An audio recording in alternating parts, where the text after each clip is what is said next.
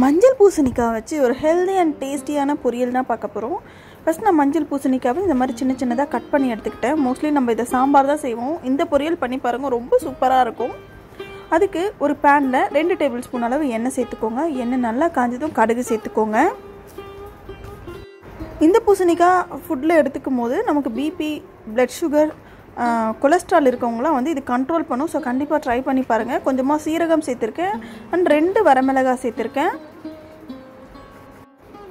இப்போ ஒரு கத்து கருவேப்பிலை சேர்த்துக்கோங்க. ஒரு 5 போல் சின்ன வெங்காயத்தை சின்ன சின்னதாக நறுக்கி வச்சுருக்கேன், அதையும் சேர்த்துக்கோங்க. சேர்த்துட்டு நல்லா மிக்ஸ் பண்ணி விட்டுக்கோங்க. இது ஒரு 50% குக் ஆகட்டும். குக் ஆனதும் நம்ம கட் பண்ணி வச்சுருக்க பூசணிக்காவை இது கூட சேர்த்துக்கலாம்.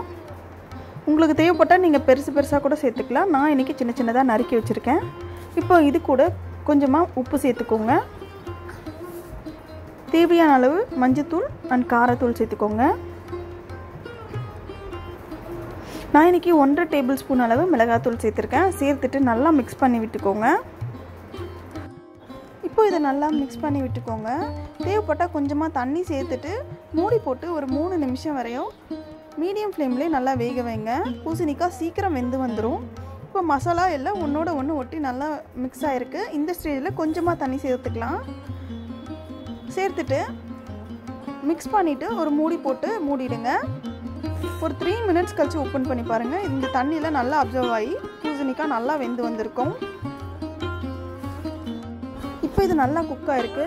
இந்த ஸ்டேஜில் தேங்காயும் பூண்டும் நான் சேர்த்து அரைச்சி வச்சுருக்கேன். கொரப்பாக அரைச்சி வச்சுருக்கேன். அதை இது கூட சேர்த்துட்டு நல்லா மிக்ஸ் பண்ணி விட்டுட்டு ஒரு நிமிஷம் போல் வதக்கி விட்டுக்கோங்க.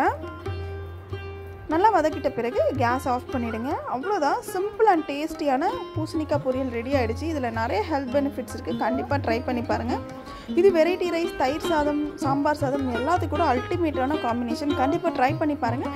இந்த ரெசிபியோட இன்க்ரீடியன்ட்ஸ் அண்ட் மெஷர்மெண்ட்ஸ் எல்லாமே டிஸ்கிரிப்ஷனில் கொடுக்குறேன், செக் பண்ணி பாருங்கள். மறக்காமல் நம்ம வீடியோக்கு ஒரு லைக் பண்ணிவிடுங்க. தேங்க்யூ.